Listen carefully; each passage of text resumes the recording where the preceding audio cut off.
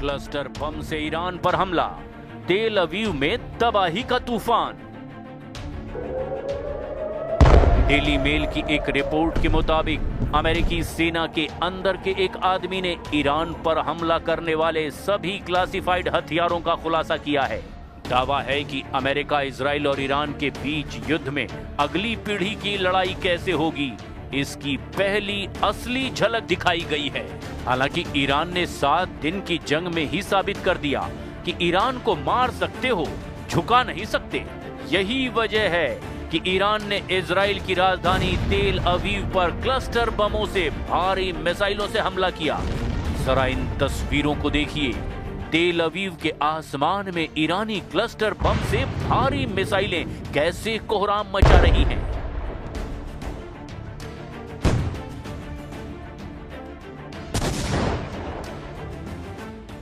Israel के पास दुनिया का सबसे उन्नत मल्टी लेयर्ड एयर डिफेंस है, लेकिन क्लस्टर बमों ने इसके सामने कुछ गंभीर चुनौतियां पेश की है।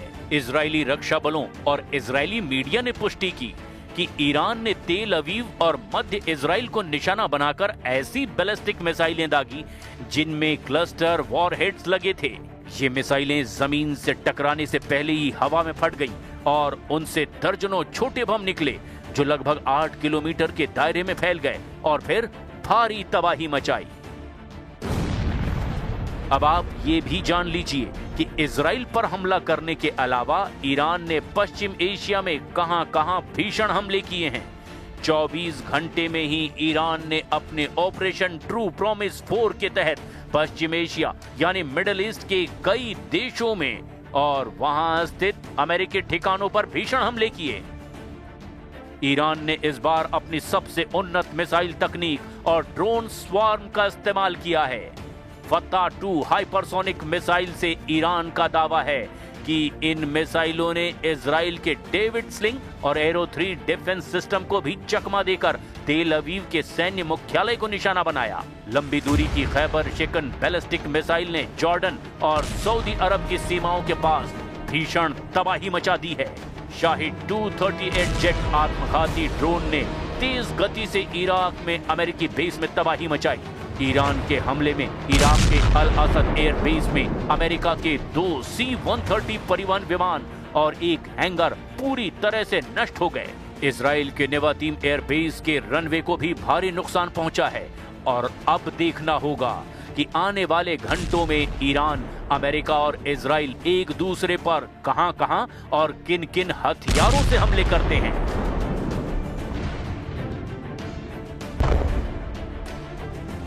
शुक्रवार को इजरायली सेना ने हिजबुल्लाह के ठिकानों पर बड़ा हमला किया। हमलों से हुए भीषण धमाकों की वजह से लेबनान का आसमान धुएं से भर गया। इससे पहले इजराइल ने दक्षिणी बैरूत को खाली करने का आदेश जारी किया था। इजराइल ने हिजबुल्लाह के कमांड सेंटर्स और हथियारों के भंडारण ठिकानों को निशाना बनाने का दावा किया। इजराइल का लेबनान में हिजबुल्लाह के खिलाफ 2024 से लगातार अभियान जारी है, लेकिन मीडिया रिपोर्ट्स इस बार यह दावा कर रही हैं कि इस बार के इजरायली हमलों को पहले से कहीं ज्यादा घातक बताया गया, असरदार बताया गया। लेबनान के स्वास्थ्य मंत्रालय ने हवाई हमलों में दर्जनों मौतें और सैकड़ों लोगों के घायल होने की पुष्टि की है। अमेरिकी राष्ट्रपति ट्रंप पर तीखा हमला बोला। खतीजादेह ने कहा कि ट्रंप ईरान के नेतृत्व बदलाव की बात करते हैं, जबकि वे तो न्यूयॉर्क के मेयर तक नियुक्त नहीं कर सकते। टिप्पणी ट्रंप के उस दावे के बाद आई जिसमें उन्होंने कहा था कि अमेरिका को ईरान के अगले सुप्रीम लीडर के चयन में भूमिका मिलनी चाहिए। ईरानी मंत्री ने इसे औपनिवेशिक मानसिकता करार दिया और कहा कि अमेरिका खुद लोकतंत्र की बात करता है, लेकिन दूसरे देशों की सरकारें बदलने की कोशिश करता है। Oh my God. Asking for change in the leadership of Iran, and he says that I have to have voice on that, while he cannot appoint even the mayor of New York.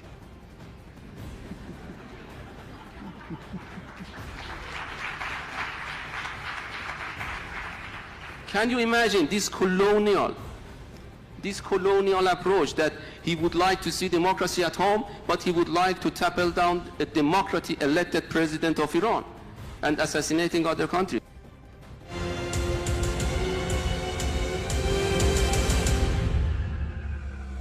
दावा यह कि यहीं से Khamenei अपनी तमाम रणनीति बनाते थे।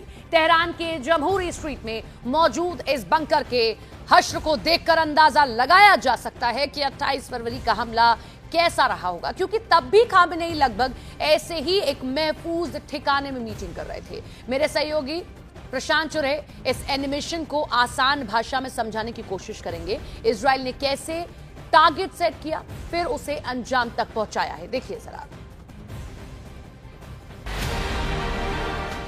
एक्सपर्ट मानते हैं कि अगर ईरान स्ट्रेट ऑफ हॉर्मूज के रास्ते को बाधित करता है तो दुनिया के करीब 20% तेल सप्लाई पर इसका सीधा असर पड़ सकता है। यानी इस जंग का असर सिर्फ तेहरान या तेल अवीव तक सीमित नहीं रहेगा, बल्कि खाड़ी देशों से लेकर वैश्विक बाजार तक इसके झटके महसूस किए जा सकते हैं। यही वजह है कि अब सबसे बड़ा सवाल है, क्या ये संघर्ष जल्दी खत्म होगा या फिर मिडिल ईस्ट में एक लंबी और महंगी जंग की तरफ ये बढ़ चुका है। I hope you are thinking of alternate sources, and I can't think of a better alternate source than the United States of America. We are an energy-rich country. We want to cooperate with you. That is one of the areas where we can cooperate.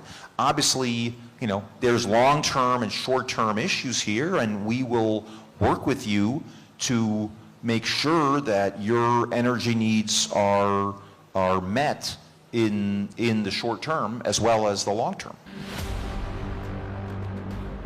America की ये पेशकश बताती है कि middle east की इस जंग का असर अब दुनिया की ऊर्जा राजनीति पर भी पड़ रहा है। अगर स्ट्रेट ऑफ हॉर्मूज में तनाव बढ़ा तो भारत, चीन और यूरोप जैसे बड़े तेल आयातकों पर इसका सीधा असर पड़ सकता है। दुनिया के कई देश अब वैकल्पिक ऊर्जा सप्लाई की तलाश में जुटे हुए हैं। यानी ये जंग सिर्फ मिसाइलों और ड्रोन की लड़ाई नहीं, बल्कि तेल, व्यापार और वैश्विक अर्थव्यवस्था की लड़ाई भी बन चुकी है। I want to commit to a timeline, but certainly it's something that is being calculated actively by both the Department of War and the Department of Energy. They're working very closely. Both secretaries are in all of the briefings on this subject with the president, and this is again something they're monitoring. And if and when necessary, the United States Navy will provide assistance to escort oil tankers through the strait. Tehran पर बम बरस रहे हैं, Israel पर मिसाइलें गिर रही है, खाड़ी में तेल के रास्ते खतरे में हैं। उधर अमेरिका को खुद नहीं पता कि ये जंग कितनी लंबी चलेगी। ट्रंप ने जंग का आगाज तो कर दिया, लेकिन क्या वो इसके अंजाम के लिए तैयार हैं? अभी तक की लड़ाई में जंग की दिशा तक साफ नहीं हुई है। ऐसे में सबसे बड़ा सवाल यही है, क्या ये जंग जल्दी खत्म होगी या फिर मिडिल ईस्ट एक ऐसे संघर्ष में फंस चुका है जिसके झटके पूरी दुनिया को महसूस करने पड़ेंगे।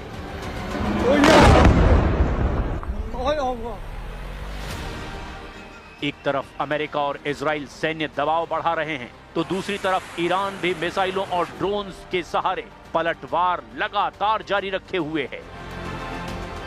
तेहरान के आसमान में धुआं है, तेल अवीव के ऊपर मिसाइलों का साया है और खाड़ी के समंदर में तेल के रास्ते दांव पर लगे हैं। अमेरिका ताकत दिखा रहा है, ईरान पलटवार कर रहा है, लेकिन इस टकराव की मंजिल अभी भी धुंध में छिपी हुई है। इतिहास गवाह है, मिडिल ईस्ट में शुरू हुई जंगें अक्सर जल्दी खत्म नहीं होती।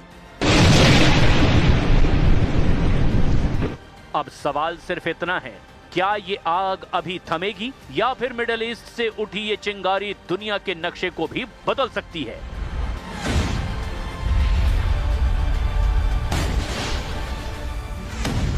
रूस और चीन जैसे देशों का समर्थन तो मिला है, लेकिन ये समर्थन सीमित है।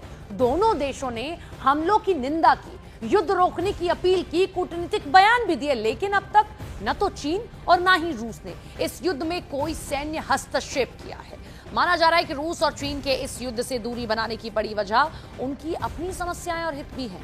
जैसे रूस पहले ही यूक्रेन वॉर में उलझा है, कोई नया युद्ध वो नहीं चाहता। तो चीन की अगर हम बात करें तो अपने व्यापारिक ऊर्जा हितों की वजह से चुप है। रूस चीन दोनों के लिए ईरान की दोस्ती जरूरी तो है, लेकिन उन्हें युद्ध में उतरना स्वीकार नहीं है।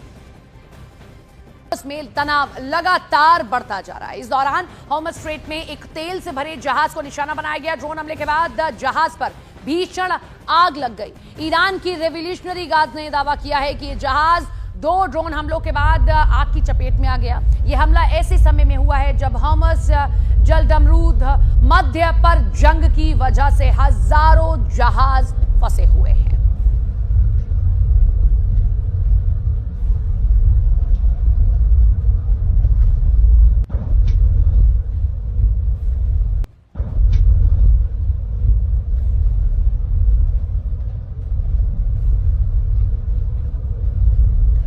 ये देखिए, ये जो स्ट्रेट ऑफ हॉर्मज़ है, इसकी वजह से जो तेल के टैंकर्स हैं वो किस तरीके से यहाँ पर उनकी आवाजाही बाधित है। और ईरान के लिए अगर हम कहें कि सबसे बड़ा अगर वर्ल्ड के सामने चुनौती देने वाली कोई चीज है तो वो ये स्ट्रेट ऑफ हॉर्मज़ ही है। वो ये बंद करता है, इससे जहाजों को एक लंबा रास्ता तय करके आना पड़ता है और लगातार अमेरिका इसी को टारगेट कर रहा है। जहाज पर ड्रोन हमला हुआ है, हॉर्मज़ स्ट्रेट में कई जहाज फंसे हुए हैं और कैसे हमला किया जा रहा है ये उसकी तस्वीर आप देखिए कि एक के बाद एक अगर कोई भी शिप वहां से गुजरती है, और ईरान पहले भी कह चुका है कि यहां से अगर कोई शिप गुजरेगी तो फिर हम क्या करेंगे हम आपको दिखा सकते हैं।